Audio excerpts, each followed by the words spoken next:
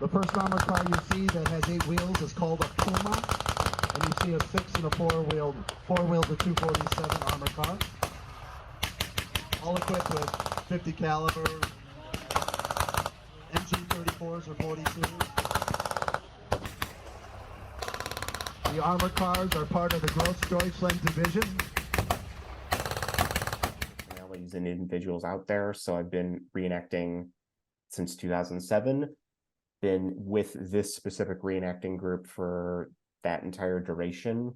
Really good group of people, really a lot of skill sets that I've learned from public speaking and networking and marketing on social media, but also I've recently been running a lot of reenactments, so it's a very interesting hobby. So my name is Adam Bednar. I live outside of Chicago.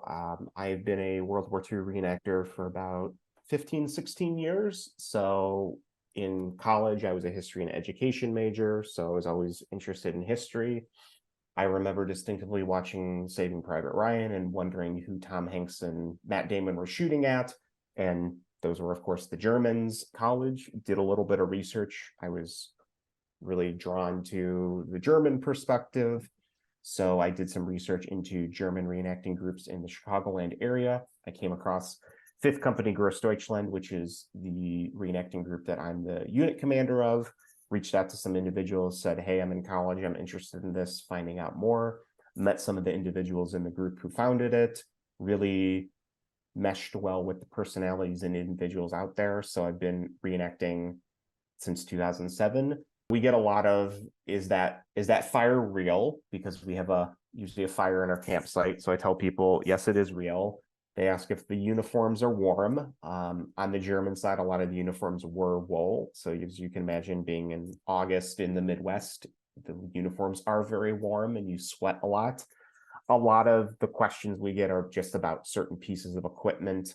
And also, you have to remember that every reenacting group is portraying a military unit or group that existed historically. So in our case, we're portraying the Grossdeutschland Infantry Division, which going along with that, there's very specific kind of regulations within our group in terms of what kind of uniform you wear, how you carry yourself in the field. So every reenacting group, whether it's German, Russian, American, British, Polish, they all have different rules and regulations based on what that group historically is trying to portray.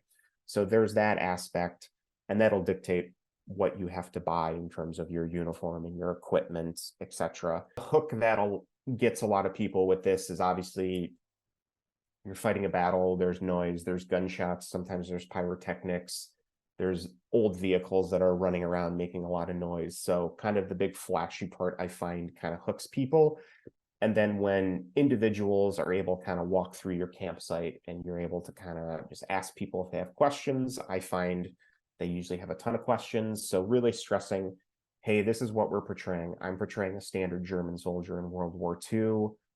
Here's what life was like for that soldier. Here's all the different things he had to carry on his person, showing kind of the weapon system, letting the people, lay down in the tents that German soldiers had to sleep in, maybe letting them taste some of the rations or the food. I find that if you can take things that people read in a textbook and put them into very practical terms and let them hold and feel things, that's really, I think, far more effective than me talking to them, really getting them to get their hands and get down and dirty with history.